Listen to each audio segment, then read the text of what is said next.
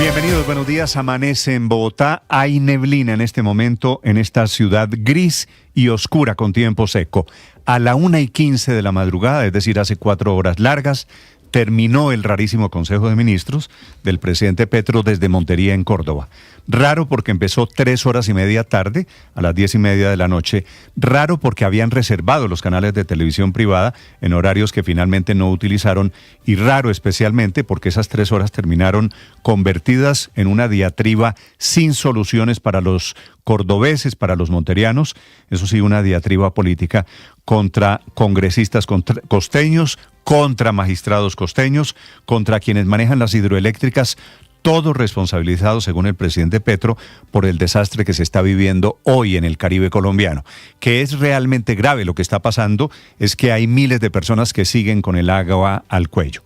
En el Consejo de Ministros, increíblemente, el presidente Petro dejó esperando, no los dejaron entrar, sentados en el suelo a los alcaldes de 6 municipios del departamento. Ellos afectados mucho por los aguaceros que tienen a su gente inundada literalmente. Alcaldes de Puerto Libertador, de Canalete, de Puerto Escondido, de Cotorra, de Tierra Alta, de Lorica. El presidente, que es cordobés, no los dejó entrar al Consejo de Ministros. Y hay una imagen muy conmovedora de ellos sentados en el suelo esperando alguna señal. Querían ser escuchados por el gobierno. No pasó. El presidente Petro habló interminablemente de por qué llegó 3 horas y media tarde, culpando a la Fuerza Aérea Colombiana. De planes para acribillar al helicóptero. Dijo que iba con sus hijas, que había viajado a Gorgona, la isla en el Pacífico. Habló de una culebra venenosa que iba en la misma lancha con él. Habló de lo divino y lo humano. Raro porque no se declaró finalmente la emergencia económica, que era un anuncio que había hecho el mismo presidente Petro desde sus redes sociales. Durante 3 horas se dedicó a pedirle a la Corte Constitucional que levantara la suspensión del decreto de emergencia económica que fue emitido en diciembre pasado con una motivación diferente. Esa emergencia económica fue porque el Congreso no le aprobó su reforma tributaria y el presidente Petro declaró unos impuestos que finalmente están suspendidos por orden de la Corte Constitucional. Lo que quiere la propuesta, la teoría del presidente Petro, es que cambien motivos. Como no le sirvieron los motivos que presenté en diciembre, ahora hay unos motivos diferentes, fue lo que dijo el presidente Gustavo Petro. Y digo, estuvo muy enfocado en los políticos del Caribe, congresistas, Vicente Blel, su hija Nadia Blel, contra los Char, contra Efraín Cepeda, a quien le dice que es el líder de la banda, todos ellos acusados por el presidente Petro porque le hundieron la reforma tributaria y todos ellos, que es cierto, están en campaña política allí en el Caribe colombiano. A todos los acusa de ser coautores del asesinato de la gente que muere por las inundaciones. El presidente, entre otras cosas, tiene la teoría de que estas inundaciones, especialmente las de Córdoba y las de la Mojana Sucreña, son culpa de las hidroeléctricas y menciona allí a Urrá, que porque durante 5 días de enero guardó más agua en el embalse de la permitida. El presidente Petro dice que superaron ese límite en 15 días de enero, lo corrige la ministra de Medio Ambiente, dice que fueron 5 días. La teoría del presidente es que acumularon agua y que cuando comenzó a llover eso agravó la situación. Y mete ahí a Hidroituango, que la verdad no tiene absolutamente nada que ver. Ya les voy a contar de las controversias del señor presidente de la República, que habló de todo menos del escándalo grande que sacude a su gobierno, que es el del presidente de Ecopetrol, Ricardo Roa, que está acusado ahora doblemente por la Fiscalía. Primera acusación, primera imputación de cargos por violación de topes de financiación en la campaña del año 2022. Roa fue el gerente de esa campaña. No reportaron los aportes de FECODE, del abuso, los 2 sindicatos que apoyaron al gobierno. En total se violaron los topes en más de 5.000 millones de pesos. Y un desorden en las cuentas, en la contabilidad de la campaña, que podrían poner al presidente Ricardo Roa en una situación penal histórica, inédita, nunca antes presentada. La segunda acusación es por tráfico de influencias, un delito que tiene que ver con contratos con un apartamento y con corrupción. Un apartamento que está ubicado en el Museo del Chicó, tal vez una de las zonas más exclusivas, más caras de Bogotá, en donde el presidente de Ecopetrol, días antes de ser nombrado y la acusación sugiere que ya sabía que iba a hacerlo, le compró un apartamento a Serafino Diácono, que había sido directivo de Pacific Rubiales, un apartamento, Ricardo, muy por debajo del valor comercial. Terminaron pagando el metro cuadrado a 6 millones de pesos. Sí, Néstor, buenos días. En una zona que valía, por supuesto, muchísimo más. Pues el metro cuadrado en la zona del Museo del Chico en Bogotá es seguramente de los más caros de la capital del país. Oscila entre 9 y 12 millones de pesos el metro cuadrado, y según los cálculos, según la compra del apartamento por 1.800 millones de pesos, pues le habría salido pues muy barato, una ganga. Bendecido y afortunado el doctor Roa, consiguiendo a 1.800 millones de pesos un apartamento de 300 metros cuadrados en la zona más cara de Bogotá. La acusación de la Fiscalía... Gente con estrella, Néstor. La acusación de la Fiscalía es porque el apartamento lo negociaron en menos del valor real, porque una parte del negocio, esto es lo que sospecha la Fiscalía, se pagó con contratos de Ecopetrol, un entramado en el que aparece un coronel de la policía retirado, Juan Guillermo Mancera, que había sido el jefe de seguridad del señor Diácono, un venezolano que prosperó con el negocio del petróleo en Colombia. Y ese coronel Mancera recibió contratos de Ecopetrol y ahí parece estar la bolita. Esta mañana la Junta Directiva de Ecopetrol analiza si en los estatutos de la empresa hay causales para pedir la salida de Roa, aunque estamos a 6 meses. Esto se va a sentir, el impacto reputacional de Ecopetrol, que es una empresa listada en el mercado de valores, se va a sentir prácticamente de manera inmediata. Bienvenidos, tenemos muchas historias para acompañarlos esta mañana. Por supuesto, Montería, las inundaciones, la corrupción del presidente de Ecopetrol, la situación de las elecciones. Finalmente, la registraduría ha desestimado la propuesta del gobierno. Falta un mes para las elecciones, de cambiar las listas de jurado, que era una idea del presidente Petro. Inclusive ofreció el presidente la casa oficial, el sitio oficial de la Casa de Nariño para inscribirse. Esta era la teoría del presidente. Le responde el registrador Penagos diciendo: ya están decididos quiénes son los jurados de votación. El tarjetón finalmente se mandó a impresión ya como quedó. El sorteo de los jurados se hizo. Están escogidos 600 o 700 mil jurados en un sorteo que estuvo acompañado por toda la CIA, la Contraloría, la Procuraduría, la Fiscalía. Vamos a contarles novedades también en el mundo. Esta madrugada hay un operativo conjunto de Colombia y de los Estados Unidos que capturaron un submarino, no se sabe dónde, en aguas aparentemente de Colombia, cargado con 10 toneladas de cocaína. Segundo golpe también le habían dado a una lancha en el Pacífico cargada con cocaína, les contaré en segundos. Y hablando de Venezuela, les contaré de la respuesta del número 2 del chavismo, Diosdado Cabello, que ha confirmado que el señor Juan Pablo Guanipa está recapturado por embochinchar a Venezuela. Ese es el delito, porque salió, no les gustó lo que hizo durante las 12 horas de libertad, una caravana de motocicletas, y eso lo consideraron un desafío impresentable. Embochincharon, dijo el famoso Diosdado Cabello. Son las 6 de la mañana, 8 minutos. Un gusto saludarlos. La temperatura en Bogotá fría, 9 grados centígrados. Pronóstico de tiempo seco. Ya les contaré de la corrección también de la directora del IDEAM esta madrugada al presidente, diciéndole que no viene otro frente frío, que ya debe mejorar la temperatura, aunque van a empatar estos frentes que vienen desde el norte, desde el Ártico, van a empatar con la temporada de lluvias de marzo y de abril. Bienvenidos, aquí está lo más importante, el resumen. Lo preparamos en Voces y Sonidos en Mañanas Blue.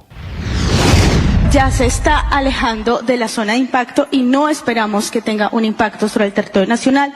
Nosotros hacemos un monitoreo 24/7 y este tercer frente, en este momento podemos decir que se está yendo de la zona de impacto para nuestro país. De esta manera, la directora del IDEAM, Gislani Echeverry, corrigió al presidente Gustavo Petro en pleno Consejo de Ministros e informa al país que el tercer frente frío no impactará a los colombianos como se esperaba. Sin embargo, el presidente de la República, Gustavo Petro, le insistió a la Corte Constitucional que levante la suspensión provisional del decreto de emergencia económica y social para atender las emergencias por las lluvias en varias zonas del país. Le he solicitado a la Corte que levante el que existe, no necesitaríamos entonces otro, creo. Eso es ya discusión jurídica. Le he solicitado que levanten eso. En el Consejo de Ministros de anoche, el gobernador del departamento de Córdoba, Erasmo Zuleta, le pidió al gobierno nacional, concretamente al presidente Gustavo Petro, que nombre un gerente que coordine la atención de la emergencia por lluvias, no solamente en Córdoba, sino también en los demás departamentos de la costa caribe colombiana. Yo le pido delegar a un gerente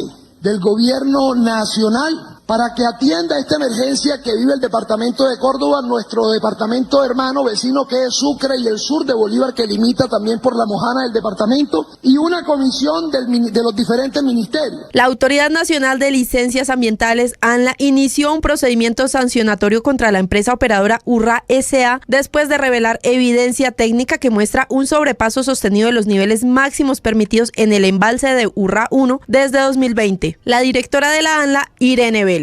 Podemos identificar que cientos de familias que han perdido sus hogares y su sustento no fueron notificadas oportunamente y están siendo atendidas en albergues con condiciones inadecuadas. Juan Acevedo Rocha presentó su renuncia como primer suplente de la presidencia de Urra S.A. tras la solicitud del presidente de la República, Gustavo Petro, y el propio ministro de Minas en medio de las investigaciones por la tragedia invernal.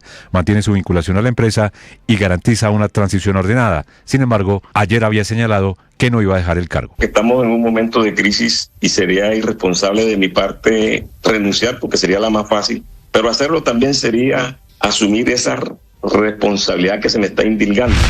Yo no alcancé a sacar nada y todo se perdió allá, todo está allá. Pero tenemos mucha gente en la troncal del Dorado, bastante gente damnificada que no lograron ni siquiera sacar ropa para colocarse. A 150.000 ascendió la cifra de damnificados que deja el desbordamiento de 3 ríos en Córdoba. 24 de los 30 municipios de Córdoba permanecen en emergencia. Las inundaciones que nos afectó todo, cultivo de plátano, de yuca, de ñame, de frijol, de ajonjolí. La Fiscalía ya solicitó audiencia para imputar cargos al presidente de Ecopetrol, Ricardo Roa, por 2 delitos: violación de topes electorales en la campaña Petro Presidente y por tráfico de influencias en la adquisición de un apartamento. Raúl González, fiscal delegado contra la criminalidad organizada. Por un tema de tráfico de influencias a favor del señor Juan Guillermo Mancera, quien fue favorecido con una contratación por parte de Ecopetrol y que previamente había participado en un negocio con el señor Ricardo Roa en la venta de un apartamento que todos ustedes ya conocen. La defensa de Roa aseguró que no ha sido notificada de ninguna citación. Juliana Guerrero, quien pretendía llegar al viceministerio de la Juventud con supuestos títulos falsos, deberá responder ante la Fiscalía por 3 delitos. Además, el ente investigador le solicitará a un juez casa por cárcel en su contra. La fiscal delegada para la función territorial, Daisy Jaramillo. Con ocasión de la expedición de los títulos de contadora pública y lo que tiene que ver con tecnóloga en gestión contable, que acreditó Juliana Guerrero, documentos que fueron publicados en el CIGED para el mes de agosto del año 2025 y expedidos el 1 de julio sin el lleno de los requisitos legales. Junto a Juliana Guerrero será imputado Carlos Gutiérrez Martínez, el exsecretario general de la Fundación Universitaria San José. La Corte Suprema de Justicia condenó a Viviana Orozco, fiscal de la Unidad de Derechos Humanos, por no valorar la investigación por el secuestro y el ataque sexual a la periodista Ginette Bedoya. La fiscal fue sentenciada a 54 meses de prisión por ordenar la libertad por vencimiento de términos de Alejandro Cárdenas, vinculado al caso. El magistrado Diego Corredor. La procesada, pese a que el sindicado se acogió a sentencia anticipada por 2 de los 3 delitos que se le atribuyen, nunca envió el trámite para la revisión y sentencia a cargo del juez, sino que permaneció durante largo tiempo con el proceso para finalmente, sin entregar ninguna explicación, vinculó esos 2 delitos con la decisión prevaricadora de revocar la medida de aseguramiento. El registrador Hernán Penagos respondió al presidente Gustavo Petro durante una rueda de prensa asegurando que el sorteo de las listas de jurados de votación para el 8 de marzo no se repetirá. El proceso de sorteo de los jurados de votación ya se llevó a cabo. Se definieron cerca de 860.000. En ese sorteo participó la Contraloría, que hizo seguimiento conforme a sus funciones. La Procuraduría, a través de un equipo muy grande de la Oficina Electoral. Al Consejo Nacional Electoral llegó una solicitud que pide revocar la inscripción en la lista al Congreso de María Fernanda Carrascal y María del Mar Pizarro. Las actuales representantes a la Cámara fueron elegidas por el Partido Colombia Humana, pero para el periodo 2026-2030 fueron avaladas por el Pacto Histórico, lo que significa que podrían haber incurrido en doble militancia. Ni 11 horas cumplió en las calles Juan Pablo Guanipa antes de ser detenido nuevamente al filo de la medianoche y llevado, cree su familia, a una sede policial al norte de Caracas. El procedimiento, ha contado algunos de los testigos, fue realizado por hombres armados que sin mediar palabras y a bordo de varios vehículos se lo llevaron. Su hijo Ramón Guanipa confirmó que desconocen dónde se encuentra. Presumimos que se mantiene en el mismo sitio en el que estaba, es en la sede de la PNB en Mari Pérez, pero todo esto de manera extraoficial porque no lo hemos visto. El ministro del Interior y Justicia de Venezuela, Diosdado Cabello. Salieron, se encontraron con su familia, hasta que la estupidez ilustrada de algunos políticos creyeron que pueden hacer lo que les da la gana y embochinchar el país, violando las propias condiciones en las cuales se les está dando libertad. Entonces ya no son 897, sino 896, porque una persona fue detenida nuevamente por violar las condiciones sobre las cuales fue liberada. El anuncio de Estados Unidos que reveló la ejecución de una operación conjunta con Colombia contra el narcotráfico. A través de un mensaje en la red social X, el Departamento de Estado anunció que junto a autoridades colombianas destruyeron un narco submarino que llevaba 10 toneladas de cocaína valorada en $441 millones. En la acción, 4 individuos fueron capturados. La Oficina de Control de Drogas de la Casa Blanca destacó la operación y recordó que ocurrió una semana después de la reunión de los presidentes Trump y Petro. Transparencia Internacional publicó hoy su índice de corrupción 2025. Colombia retrocede 2 puntos y cae al puesto 99 entre 182 países y sigue por debajo del promedio mundial. El índice alerta sobre un estancamiento global de la lucha anticorrupción, un escenario en el que solo los países del norte de Europa muestran avances. Doble jornada de fútbol este martes. Por la Copa América Femenina Sub-20, la selección Colombia enfrenta a Uruguay a las 4 de la tarde en Asunción. Un partido que se podrá ver por Gol Caracol y Ditu. Y en el fútbol local comienza la sexta fecha de la Liga Betplay. A las 4, Cúcuta recibe a Medellín. A las 6:20, Llaneros se enfrenta al Deportivo Pasto. Y a las 8:30, Bucaramanga se mide con Tolima. Estás escuchando Blue Radio. Bienvenidos, un gusto saludar.